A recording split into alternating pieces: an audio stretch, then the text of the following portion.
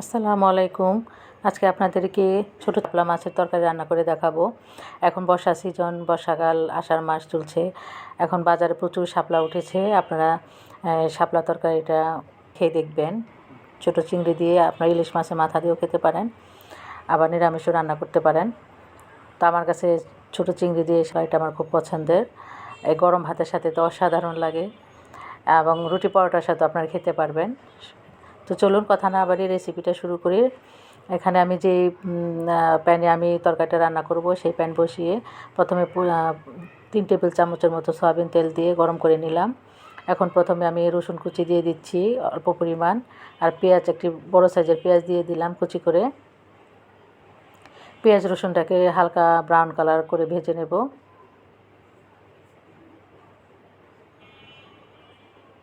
এখন আমি 6-7টার মতো কাঁচামরিচ ফালি দিয়ে দিলাম।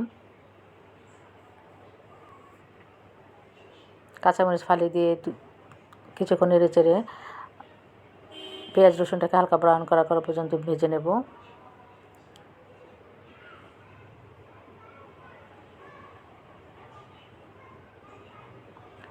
পেঁয়াজ রসুন হালকা ব্রাউন করা হয়ে গেলে এখন আমি কুচো চিংড়ি দিয়ে দিলাম। এটা দেশি ছোটো চিংড়ি, আমি 1 মুঠের মতো ছোটো চিংড়ি দিয়ে দিলাম। দিয়ে একটু নেড়ে চেড়ে ভেজে নিচ্ছি। যখন কিছুক্ষণ নেড়ে চেড়ে ভেজে নেওয়ার পরে তখন চিংড়ি মাছের মধ্যে একটা সুন্দর একটা ঘ্রাণ বেরোবে। চিংড়ি মাছটাকে 1-2 মিনিটের মধ্যে ভাজবো।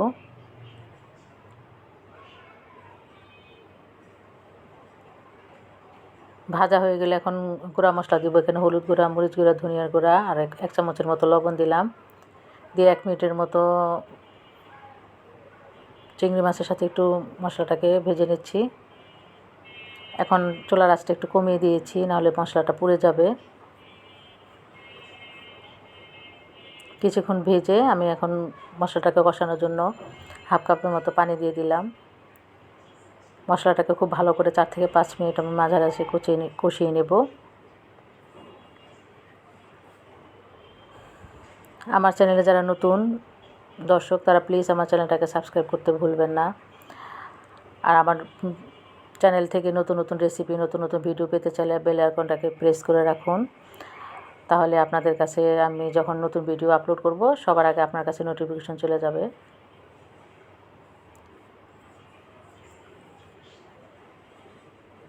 চার থেকে 5 মিনিট আমি মশলাটাকে খুব ভালো করে কষিয়ে নিয়েছি।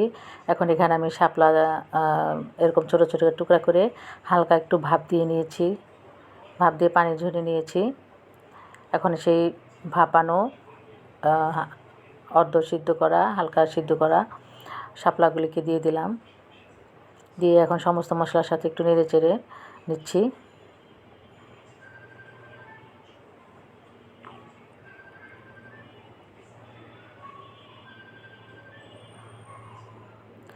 তিন 4 মিনিটের ভালো করে ভেজে নিচ্ছি। আমার এই ভিডিওটা যদি আপনাদের ভালো লাগে, প্লিজ আপনারা আপনাদের বন্ধুদের সাথে আমার ভিডিওটা শেয়ার করবেন। তাহলে অনেকে আমার এই ভিডিওটা দেখার সুযোগ পাবে। আর আমার ভিডিওটা যদি ভালো লাগে, ভিডিওটাতে একটা লাইক দিতে ভুলবেন না। এখানে আমি মাঝারি আঁচে আমি মশলাটাকে খুব ভালো করে শাপলাগুলির সাথে ভেজে নিচ্ছি।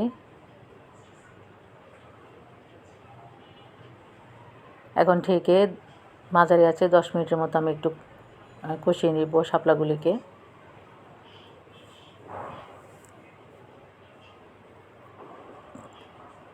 পাঁচ মিনিট পর আমি ঢাকনা খুলে একটু নেড়ে চেড়ে দিলাম।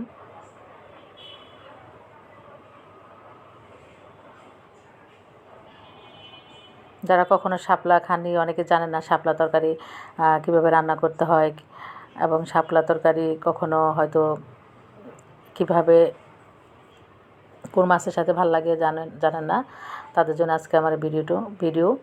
আশা করি আমার ভিডিওটা ফলো করে আপনারা তরকারিটা রান্না করবেন। তো আরও 5 মিনিট পর আমি ঢাকনা খুলে এখন পরিমাণ মতো ঝোল দিয়ে দিলাম, ঝোলের জন্য পানি দিয়ে দিলাম। এখন শাপলাটা পুরোপুরি সিদ্ধ হয়নি, এখন একটু কাঁচা রয়েছে, তো পানির ওইরকম বুঝিয়ে দিবেন।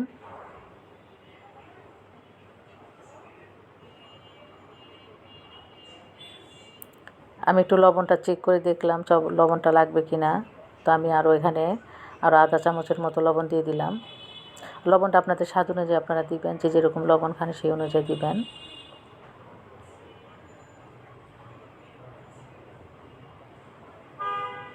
লবণটা দিয়ে একটু নেড়ে চেড়ে ঢেকে দেবো। ঢেকে 10 মিনিটের মতো আমি রান্না করব।